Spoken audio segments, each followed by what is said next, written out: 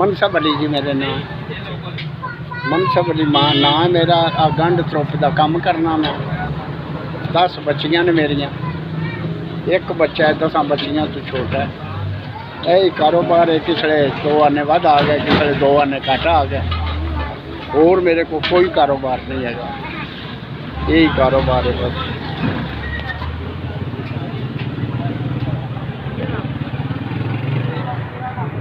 साढ़े जे 300-400 रुपया दिहाड़ी लगती है, कभी वध लग गई कभी घट लग गई, इस तो वध नहीं। क्यों हवाई रोजी हुई, जे गाहक आ गया तो 4 आने वध गए, जे घट ना आया गाहक तो चुप करके बैठे रहे। और कारोबार साढ़े को कोई नहीं, सवाए इस तो यही कारोबार है सारा।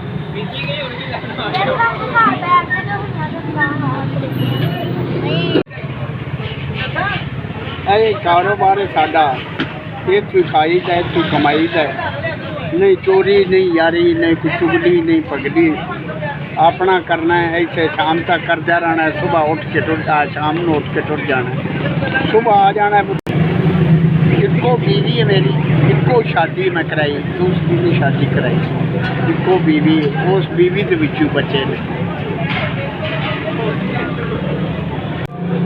ये जी जिन्हें भी मैंने पैसे दिते ने, अल्लाह पाक उन्हें खुश रखे, अल्लाह उन्हें आबाद रखे, अल्लाह उन्हें इस तो मत देवे। सदका पाई तन पाक का अल्लाह उन्हें कभी न कमी देवे। मेरे रंगे मुस्किना की मदद की थी, अल्लाह पाक उसकी मदद करे, अल्लाह पाक उन्हें खुश रखे, अल्लाह उन्हें आबाद रखे, अल्लाह पाक उनके माई बाप का भला करे, अल्लाह पाक उनके बच्चों का भला करे, अल्लाह उन्हें तंदुरुस्ती देवे, अल्लाह उन्होंने खुश रखे, अल्लाह उन्होंने आबाद रखे। एस